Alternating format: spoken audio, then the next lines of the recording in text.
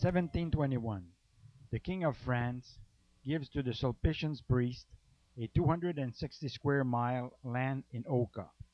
It will be named La Seigneurie du Lac des Deux Montagnes.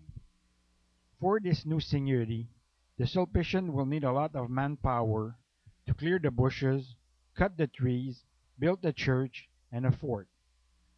But most of the manpower is on the island of Montreal, which is another seigneurie owned by the same priests. The only manpower available were the Indians of Le Sault-au-Récollet. The Sulpicians decided to close Le Sault-au-Récollet and move the mission to Oka. The move is made in February because it is easier to walk on the frozen rivers in winter. The missionary and all the people of Falaret, including Abigail Nims, Josiah Rising, and their 3 children, starts walking the 30 miles or 45 kilometers to Oka. They have snowshoes and are pulling the toboggans. They bring everything with them. Even the little chapel is taken apart and carried on the snow. After crossing all the west end of the island of Montreal, they reach the village of Sainte-Anne-de-Bellevue. The caravan heads north on the Lake of Two Mountains toward the final destination, the northwest bank of the lake, where they will find the new seigneurie du Lac des Deux Montagnes. La Seigneurie du Lac des Deux Montagnes is a huge estate. The limits are Saint-Eustache on the east side, Saint-André d'Argenteuil on the west side, and from the banks of the Lake of Two Mountains up to Saint-Colomban to the north, and Saint-Jérôme on the northwest side.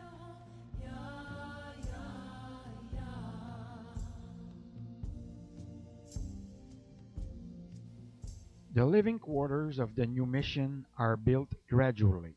They first settle in the small bay west of the Snake River, after near the stream named Le Ruisseau de la Coulée. Today, this stream is named the Raisin Stream in honor of Josiah Rising, but they soon realized that it would be better to be closer to the point, and it is at this place that in 1760 the priests start building a church, a dwelling for the missionaries, and a house for the employees. As for the Indians, they settle down each side of the church, each nation having their own quarters. On the east side, the Algonquins and the Nipissing, and on the west side, the Hurons and the Iroquois. As for the Raisin family, with their hybrid status, not exactly European, nor exactly Indian, they obtained by the missionary a large estate about 1.5 kilometers or 1 mile north of the village. This is where Ignace, Elizabeth, and their children will be able to settle down. Ignace will build a log house for his family. Here is a brief exposé of their children and their descendants. Anastasie Charlotte. She was first married to Jean-Baptiste Sabourin, and her second marriage to Pierre Castonguay. Suzanne married Joseph Julien Chénier. Catherine marries Jean-Baptiste Séguin. Marianne marries Louis Séguin, the brother of Jean-Baptiste.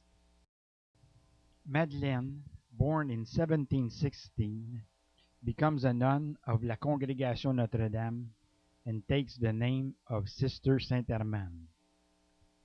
Sister for 54 years in Oka, she teaches to Indian girls.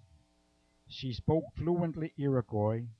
She died in September 1796 at the age of 90 in a convent in Montreal. According to the legend, she lost her mother tongue, that was French, because she spoke Indian all the time. Mary, born in 1735 and died in 1812. She becomes a nun of La Congrégation Notre-Dame and takes the name of Sister Saint Ignace. probably in honor of her father Ignace. Mary became superior of this congregation.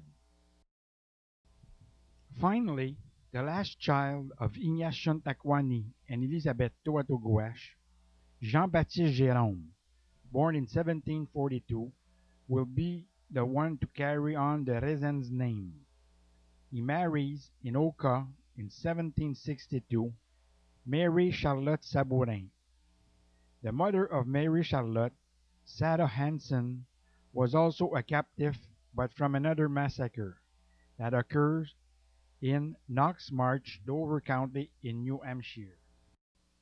Ignace Rezen, son of Jean-Baptiste Jérôme, is born on October the 8th, 1771, on the Rising estate in Oka. He dies in 1849. He marries Clémence Guindon. Clémence was given the name Setawas. In the Iroquois language, Setawas means like us. We know that Ignace was a lieutenant colonel in a battalion in the Canadian Army. Like the Americans, the French Canadians were starting a rebellion against the British. Ignace refuses to read a proclamation issued by the British Governor Gosford. Ignace resigns his officer's commission and becomes a patriot. He had a very bad temper. One day, in a patriots' meeting, he left the group because he was not elected president.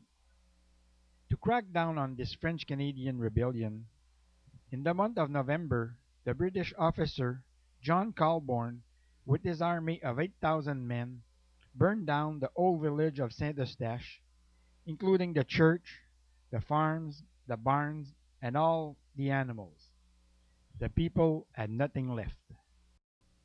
Colborne even went 15 kilometers or 10 miles north of the village and personally burned Ignace Rezen's home in Saint-Benoît.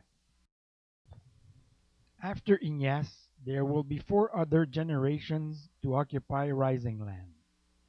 Clet and his wife, Sophie Rose Gauthier, Jean-Baptiste and his wife, Mélanie Mallette. Jean-Baptiste and Mélanie will have four children.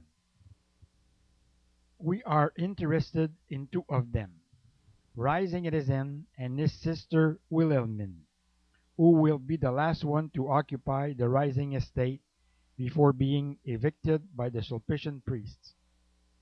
Those were the same priests who supposedly gave the land to Josiah Rising and Abigail Nims 232 years before. The Rezens were no longer welcome. What the priests wanted was the 65-acre land that the Rezens thought they owned for the past 2 centuries.